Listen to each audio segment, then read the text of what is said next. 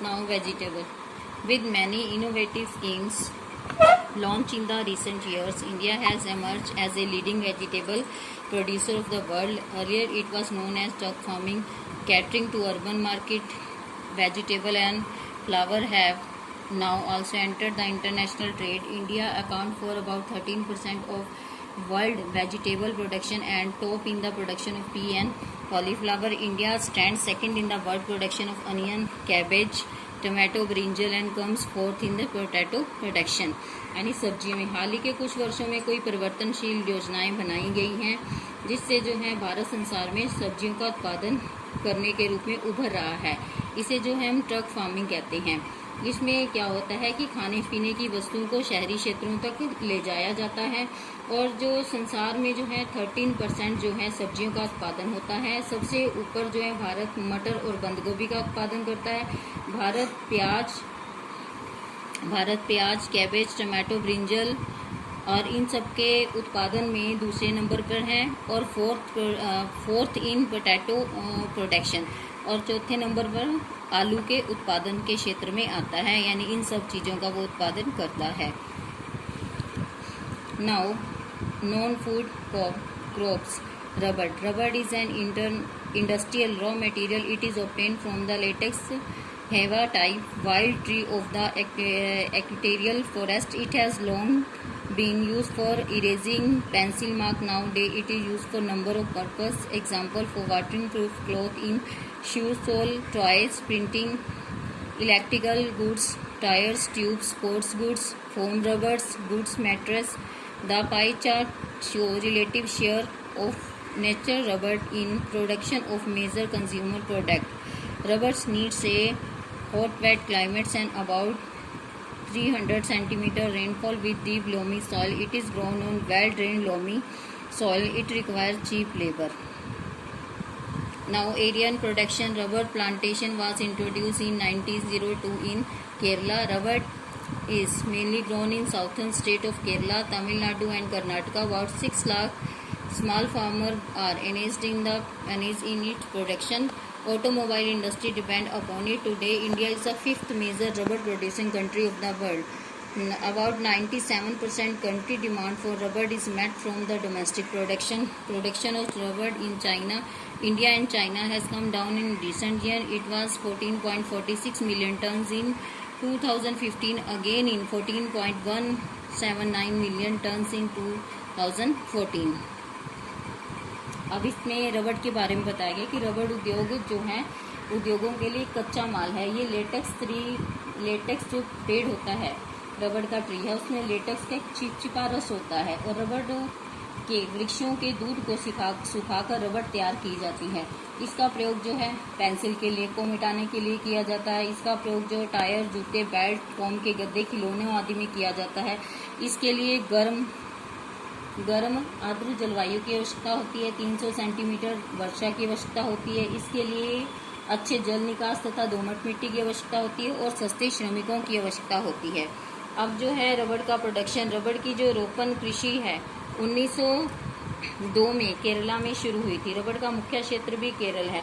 इसके बाद तमिलनाडु और कर्नाटक में इसका उत्पादन होता है। लगभग 6 लाख किसान जो हैं इसके उत्पादन कार्यों में लगे हुए हैं। आज रबड़ उत्पादन में भारत का जो है 5वां स्थान है। इसमें देखा जाए तो 97% जो है रबड़ की मांग घरेलू उपयोगों में की जाती है।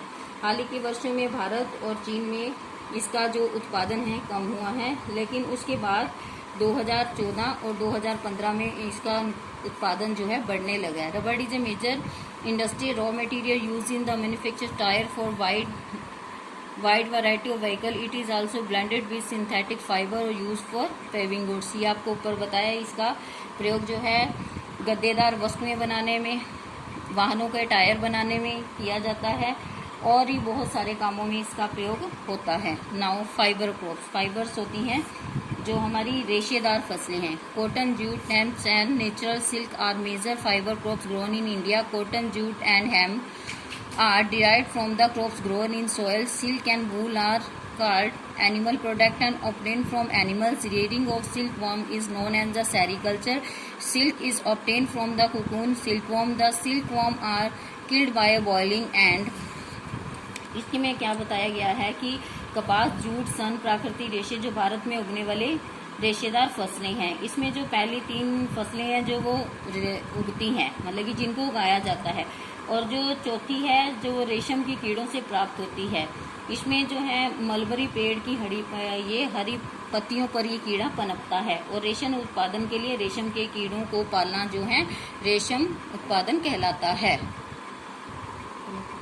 Silk is obtained by unraveling the hundreds of meters long silk thread comprising the cocoons. Majority of silk produce is used in the manufacture sarees, while some silk is used shawl and carpet. यानी कि silk का प्रयोग जो है साड़ी बनाने के लिए, shawl बनाने के लिए और कारपेट बनाने के लिए भी होता है। Now cotton has been called the universal fibre and is leading fiber crops of India. It is the most important of all fiber. It formed the basis of cotton textile industry. It is known from the writing of Herodotus that cotton has been in use in India since 3000 BC. यानी इसमें क्या कहा गया है कि जो भारत को है जो है कपास का मूल स्थान कहा गया है।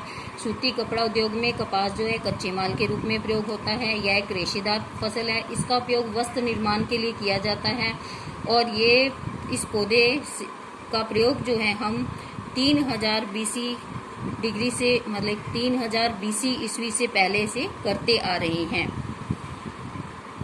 Cotton need uniformly high summer temperature and warm climate, 210 frost free days and bright sunshine. Frost is harmful for cotton plants.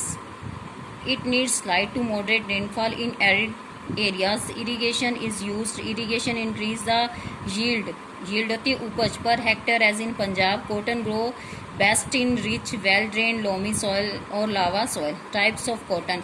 Long staple cotton has fibre length of 25 mm and above.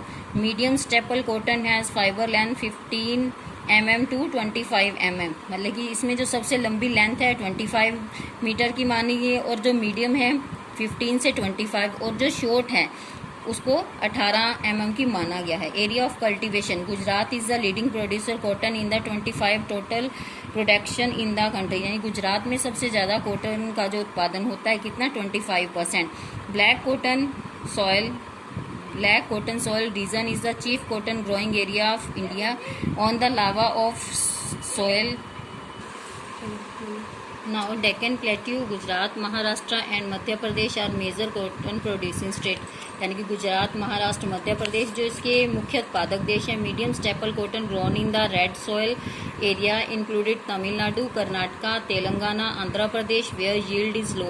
यानी कि ये तेलंगाना, कर्नाटका में जो इसकी उपज है वो कम होती है. Long staple cotton is grown in alluvial soil of northern plain. यानी कि उत्तरी मैदानों में ये जो है लॉन्ग स्टेपल कॉटन यानी काफ़ी लंबी कपास उत्पन्न होती है. Punjab, Haryana and Rajasthan imported producer जो इसके मुख्य उत्पादक देश हैं, राज्य हैं. Punjab has the highest yield due to warm climate. Punjab में जो है इसकी उपज जो है गर्म क्लाइमेट की वजह से ज़्यादा होती है.